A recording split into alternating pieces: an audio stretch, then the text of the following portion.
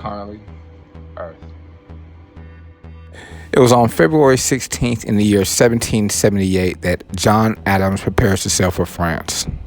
On February 15th in 1778, two future presidents of the U.S., John Adams and his son, our nation's second and sixth presidents, 10-year-old John Quincy Adams, sit in Marblehead Harbor off the coast of Massachusetts on board the frigate Boston, which is to take them to France, where John Adams will replace Silas Deane in Congress' commission to negotiate a treaty of alliance.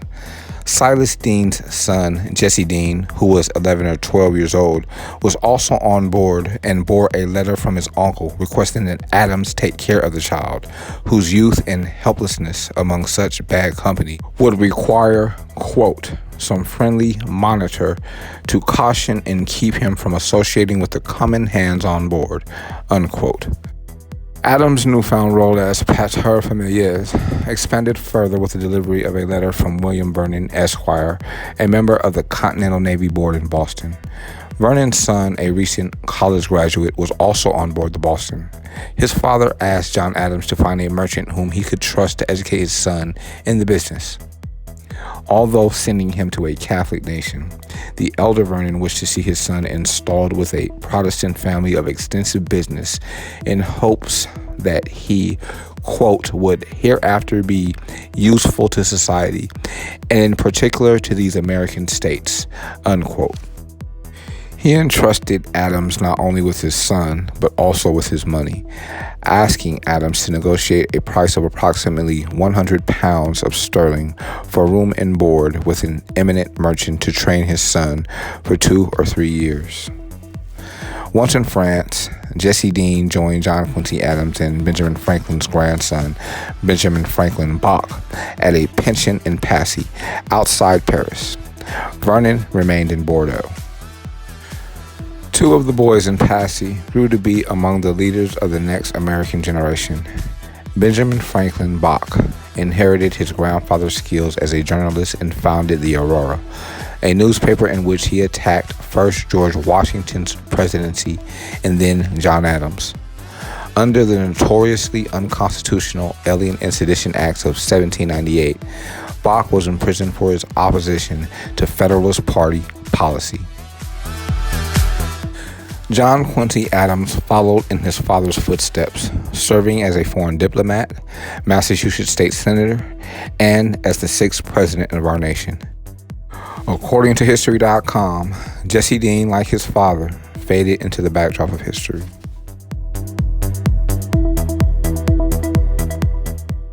It was February 16th in the year 1878 that silver dollars were made legal.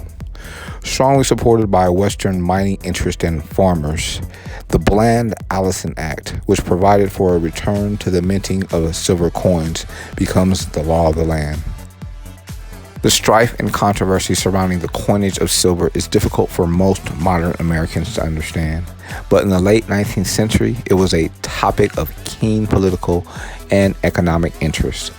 Today, the value of American money is essentially secured by faith in the stability of the government, but during the 19th century, money was generally backed by actual deposits of silver and gold, the so-called bimetallic standard. The U.S. also minted both gold and silver coins. In 1873, Congress decided to follow the lead of many European nations and cease buying silver and minting silver coins, both because silver was relatively scarce and to simplify the monetary system. Exacerbated by a variety of other factors, this led to a financial panic. When the government stopped buying silver, prices naturally dropped, and many owners of primarily Western silver mines were hurt. Likewise, farmers and others who carried substantial debt loads attacked the so-called crime of 73.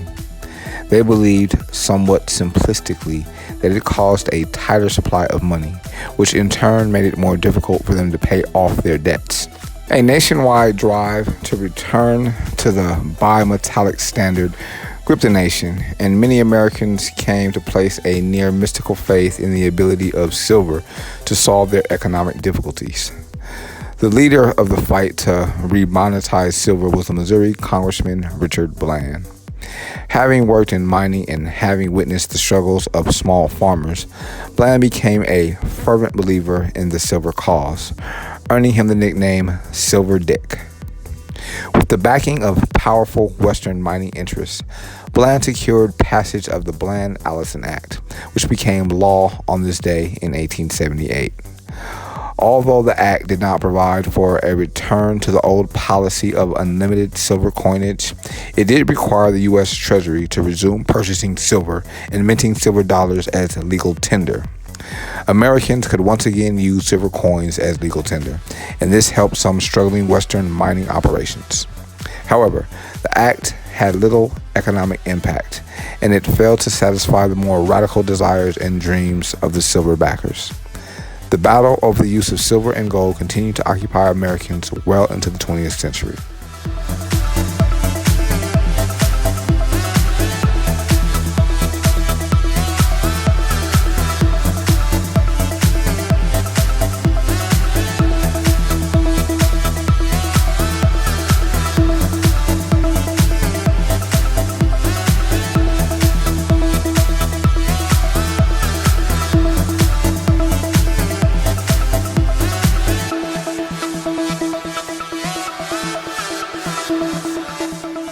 It was February 16th in the year 1959 that Fidel Castro was sworn in as the Prime Minister of Cuba after leading a guerrilla campaign that forced right-wing dictator Fulgencio Batista into exile. Castro, who became Commander-in-Chief of Cuba's armed forces after Batista was ousted on January 1st, replaced the more moderate Miro Cardona as head of the country's new provisional government. Castro was born in the Orient province in eastern Cuba, the son of a Spanish immigrant who had made a fortune building rail systems to transport sugarcane. He became involved in revolutionary politics while a student, and in 1947 took part in an abortive attempt by Dominican exiles and Cubans to overthrow Dominican dictator Rafael Trujillo. In the next year, he took part in urban riots in Bogota, Colombia.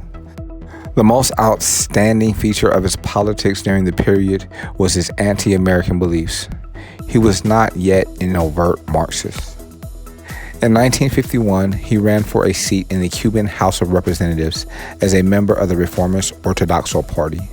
But General Batista seized power in a bloodless coup d'etat before the election could be held. Various groups formed to oppose Batista's dictatorship, and on July 26, 1953, Castro led some 160 rebels in an attack on the Moncada barracks in Santiago de Cuba, Cuba's second-largest military base. Castro hoped to seize weapons and announce his revolution from the base radio station, but the barracks were heavily defended, and more than half his men were captured or continued their eternity. Castro was himself arrested and put on trial for conspiring to overthrow the Cuban government. During his trial, he argued that he and his rebels were fighting to restore democracy to Cuba, but he was nonetheless found guilty and sentenced to 15 years in prison. 2 years later, Batista felt confident enough in his power that he granted a general amnesty for all political prisoners, including Castro. Castro then went with his brother Raul to Mexico, and they organized the revolutionary 26th of July movement, enlisting recruits and joining up with Ernesto Che Guevara, an idealist Marxist from Argentina. Let me say Ernesto Che Guevara. On December 2nd in 1956, Castro and 81 armed men landed on the Cuban coast.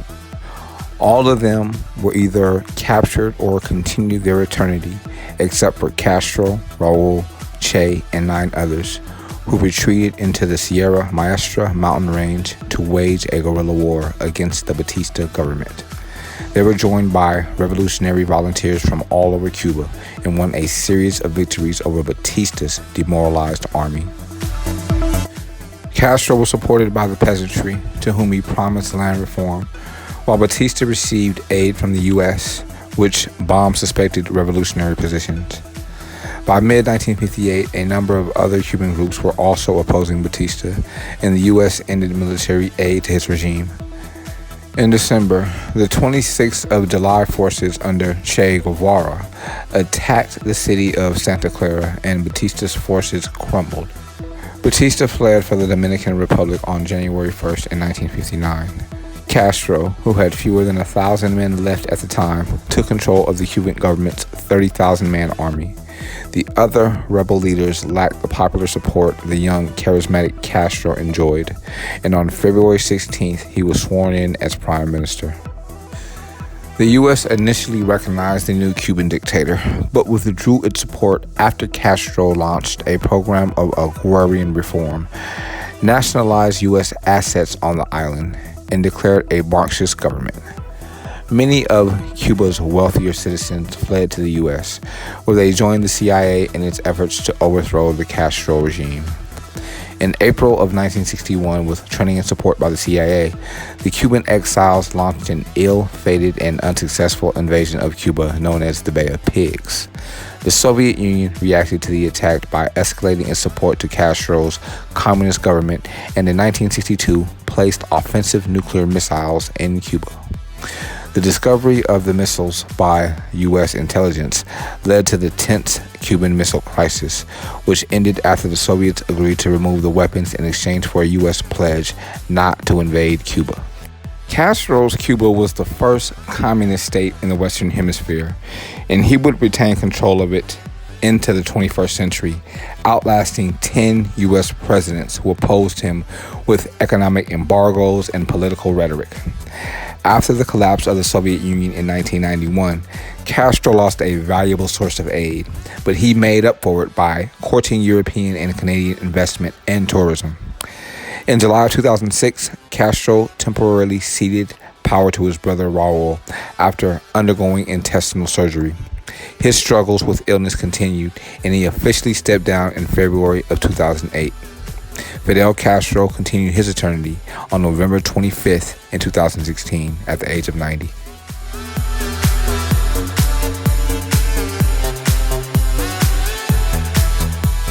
It was February 16th in the year 1857 that Frederick Douglass was elected the president of Freedom Bank and Trust.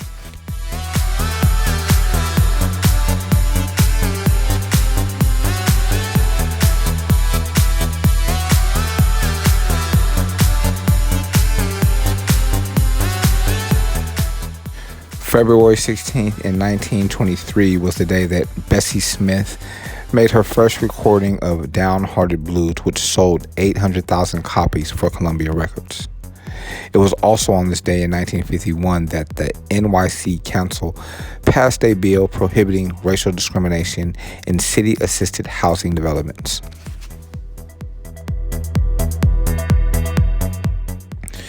On February 16th in 1957, actor LeVar Burton was born. On February 16th in 1970, Joe Frazier knocked out Jimmy Ellis to become world heavyweight champion.